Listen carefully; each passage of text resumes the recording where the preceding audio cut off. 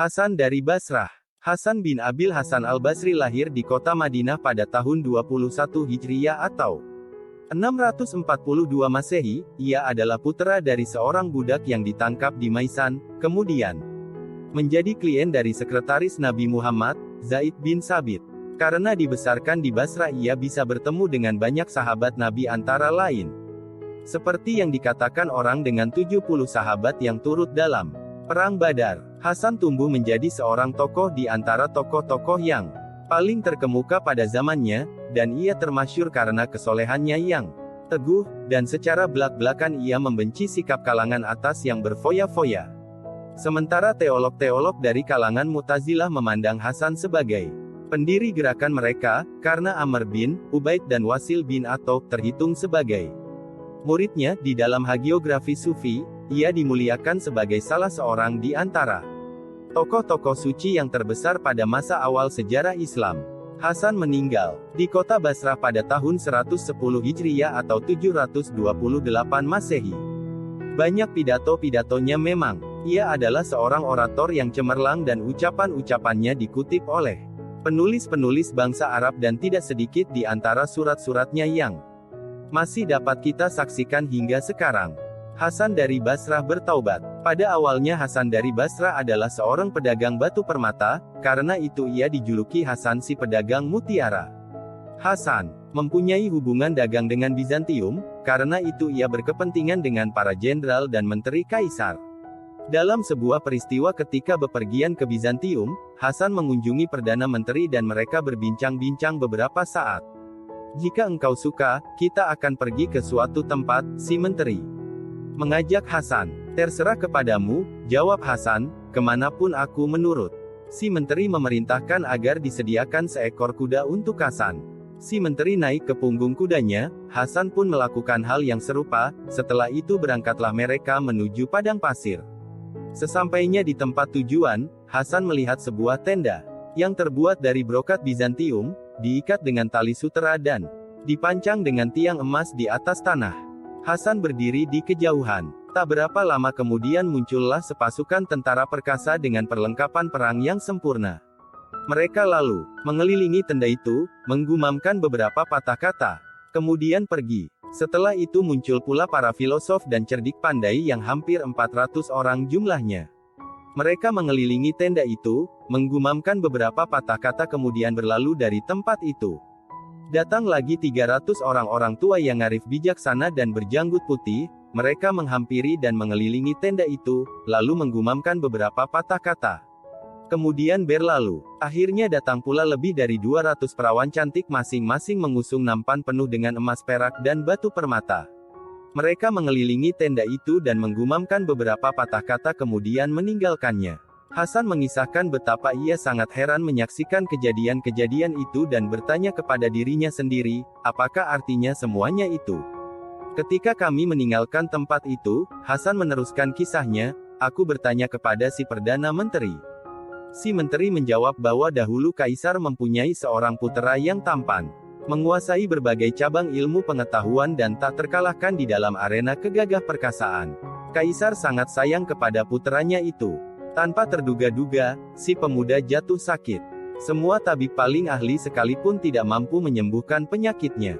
Akhirnya si pemuda putra mahkota itu meninggal dan dikuburkan di bawah naungan tenda tersebut.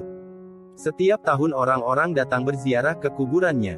Sepasukan tentara yang mula-mula mengelilingi tenda tersebut berkata, wahai putra mahkota, seandainya malapetaka yang menimpa dirimu ini terjadi di medan pertempuran, kami semua akan mengorbankan jiwa raga kami untuk menyelamatkanmu.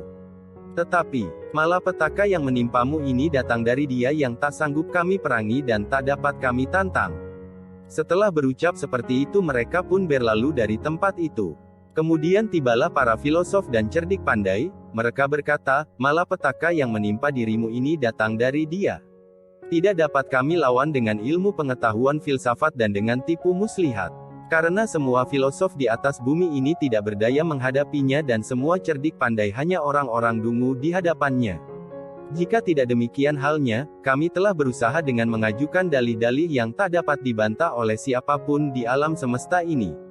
Setelah berucap demikian, para filosof dan cerdik pandai itu pun berlalu dari tempat tersebut.